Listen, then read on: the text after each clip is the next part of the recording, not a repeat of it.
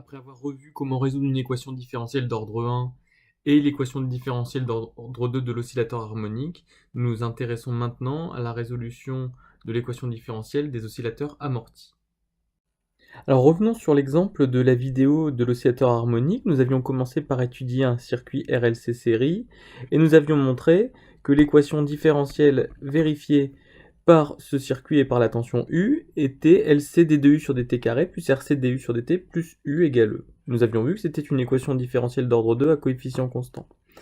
À l'époque, nous avions annulé la valeur de la résistance, supposé que la résistance était nulle, et avions montré que nous obtenions l'équation d'un oscillateur harmonique. Alors maintenant, nous n'allons plus annuler cette résistance, nous allons la considérer, et nous allons voir comment traiter le cas général d'une équation différentielle d'ordre 2 à coefficient constant avec trois termes, et ce qu'on va appeler l'équation d'un oscillateur amorti. Alors la méthode de résolution, eh bien, se décomposera dans les mêmes étapes que pour les équations d'ordre 1 ou de l'oscillateur harmonique. C'est-à-dire que la première étape sera toujours de mettre l'équation sous forme canonique. C'est juste la nature de cette forme canonique qui va être différente. Alors, je vous rappelle que la forme canonique, on écrit tous les termes qui apparaissent dans l'équation. Donc le terme en d2u sur dt, le terme en du sur dt, le terme en u, et la somme des trois égale une constante. Et puis on choisit de mettre un 1 quelque part. Alors par exemple, on peut choisir de mettre 1 ici. Si on met 1 ici, on raisonne ensuite en termes d'analyse dimensionnelle. Ici nous avons une tension sur un temps au carré, ici nous avons une tension. Et donc, il faut mettre devant quelque chose qui est l'inverse d'un temps au carré. Et nous avons vu que ce qui était possible d'utiliser dans ce cas-là, c'était oméga 0 au carré, oméga 0 étant une pulsation propre, elle est en radians par seconde, elle est donc homogène à l'inverse d'un temps, au carré, ça fait 1 sur un temps au carré. Et donc, on pourrait se dire ici, il faut juste mettre l'inverse d'un temps, et donc nous allons mettre oméga 0. Alors, en effet, en termes de dimension, on a quelque chose qui est homogène. Le seul problème, c'est que il faut pouvoir dire que ce terme-là doit disparaître quand on a un oscillateur harmonique. Or, qu'est-ce qui caractérise un oscillateur harmonique? C'est le fait d'avoir une oscillation, ce que nous avons vu dans la vidéo précédente, une oscillation qui ne s'arrête jamais, un nombre d'oscillations visibles qui tend vers l'infini, et or, la grandeur mathématique qui est peu ou prou reliée au nombre d'oscillations visibles, c'est le facteur de qualité Q. Alors pour un oscillateur harmonique, Q tend vers l'infini pour un oscillateur harmonique. Alors Q en plus est une grandeur sans dimension, donc elle ne va pas affecter l'analyse dimensionnelle de notre équation. Alors comment faire pour que ce terme-là tende vers 0 quand Q tend vers l'infini? Eh bien il suffit juste de diviser ce terme par Q. Et vous obtenez alors l'équation sous forme canonique du second ordre. Alors, on aurait pu décider cette fois-ci de mettre le 1 devant U, ce qui aurait donné la forme canonique suivante. 1 sur Q oméga 0, ici, devant du sur dt, et devant d2u sur dt2, 1 sur oméga 0 carré. Alors vous pourrez vérifier que la position de oméga 0 assure encore une fois l'homogénéité de l'équation. Et on a toujours ce terme-là qui tendra vers 0, qui disparaîtra dans le cas d'un oscillateur harmonique, pour lequel Q tend vers l'infini. Une fois qu'on a mis l'équation sous la forme canonique, on peut passer à la deuxième étape. Alors, vous faites cette mise sous forme canonique, permet de trouver la valeur de Q et la valeur de oméga 0. La deuxième étape, c'est la recherche d'une solution particulière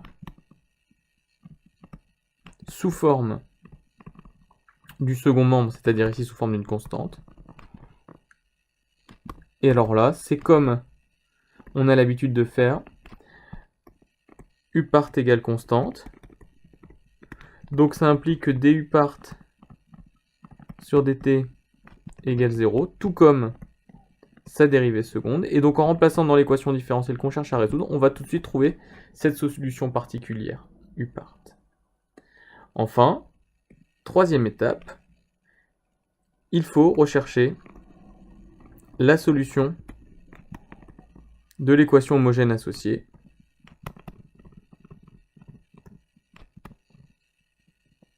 U associée, c'est-à-dire l'équation sans seconde monde U homogène. Alors ça, c'est comme à chaque fois un résultat des mathématiques. Nous allons voir juste après comment nous allons faire pour faire cette étape, car c'est un peu plus long que dans le cas d'une équation d'ordre 1 ou d'une équation d'ordre 2 de l'oscillateur harmonique. Une fois qu'on aura ces U par T, U homme, on en déduira que U de T, comme d'habitude, égale U homogène plus U particulière. Dans la solution homogène, il y aura des constantes que nous ne connaissons pas a priori, et nous allons déterminer les constantes à l'aide des conditions initiales. Là, on verra qu'il y a deux constantes, puisque c'est une équation différentielle d'ordre 2, donc il nous faudra deux conditions initiales pour résoudre. Et voyons donc maintenant, plus en particulier, quelle est la solution de l'équation homogène associée à une équation du second ordre.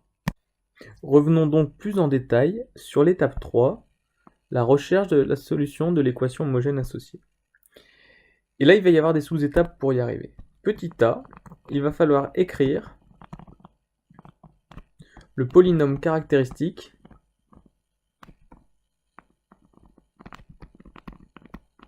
associé à l'équation différentielle. Alors ce polynôme caractéristique, on l'a en remplaçant la fonction que nous cherchons par 1, sa dérivée par la variable qu'on appelle r souvent, et sa dérivée seconde par r carré. De telle sorte que si on reprenait par exemple l'équation homogène qui était d2u sur d, la forme canonique, d2u sur dt2 plus oméga 0 sur q, du sur dt plus oméga 0 carré u égale constante. Alors comme on est dans l'équation homogène ici, on considère l'absence de second membre. Le polynôme caractéristique égale r carré plus oméga 0 sur q r plus oméga 0 carré égale 0. C'est un polynôme d'ordre 2, et pour le résoudre, on calcule son discriminant. Donc calculer le discriminant delta de ce polynôme. Alors ici, delta sera égal à b carré, c'est-à-dire oméga 0 sur q au carré, moins 4ac, moins 4 oméga 0 carré. Ce qu'on peut encore écrire, oméga 0 carré, facteur de 1 sur q carré, moins 4. Pour résoudre ce polynôme caractéristique, il va falloir différencier les cas pour delta. Donc résoudre le polynôme caractéristique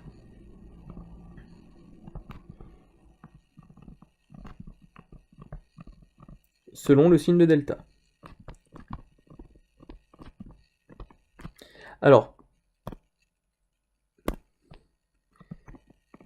si delta est supérieur à 0, autrement dit, c'est si q est plus petit que 1,5, puisque delta est proportionnel à 1 sur q carré moins 4. Eh bien, les solutions du polynôme caractéristique seront R. Alors il y a deux solutions réelles, c'est une équation, un polynôme d'ordre 2, il y a deux solutions réelles qui sont R1 ou 2, moins B. Alors moins B ça fait moins oméga 0 sur Q, je rappelle que B c'est ce terme-là, plus ou moins racine de delta sur 2A, mais ici A, qui est le terme devant R carré, vaut 1. Qui peut aussi s'écrire moins oméga 0 sur 2Q, plus ou moins 1,5 racine de oméga 0 carré, facteur de 1 sur Q carré, moins 4. Alors on pourra encore simplifier l'expression de R1 et 2, mais ce n'est pas l'objet ici. Et l'intérêt, c'est qu'une fois qu'on a R1 et 2, on trouve la solution de l'équation homogène, qui est notre but. U homogène égale une constante A fois exponentielle de R1 t plus une constante b exponentielle de r de t. Voilà ce qu'on cherchait. Alors ça, c'est dans le cas où delta est supérieur à 0, c'est-à-dire que q est plus petit qu'un demi, et on appelle ça le régime apériodique. Alors ensuite, il y a le cas particulier où delta égale 0, c'est-à-dire q égale 1,5. Dans ce cas-là, tracer une séparation, on a une seule solution du polynôme caractéristique, le polynôme caractéristique qu'on remontre ici, et cette solution, c'est moins b sur 2a, puisque racine de delta vaut 0, et c'est donc moins oméga 0 sur 2q ici. Et à ce moment-là, on admet que la solution homogène est de la forme a plus b fois t exponentielle de r0 fois t.